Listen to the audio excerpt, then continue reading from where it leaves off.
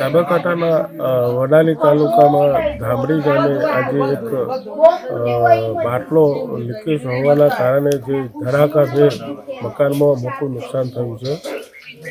વાત કરીએ, આજે બાટલો જે લીકેજ થયો એ લીકેજ થવાના કારણે જે મકાન માલિક જે છે એ મકાન માલિક જે લાઇટની સ્વિચ ચાલુ કરવા જતાં જોરદાર ધમાકા સાથે આખું જે ધાબુ છે ધાબુ આખું હલી ગયું છે, એને પણ નુકસાન થયું છે. આજે ઘરના દરવાજા જે છે એ દરવાજા પર તૂટી ગયા છે. આટલું જે ગેસનું જે પ્રેશર જે કહેવામાં આવે એ પ્રેશરના કારણે આખા મકાનની અંદર મોટું નુકસાન થવા પામ્યું છે.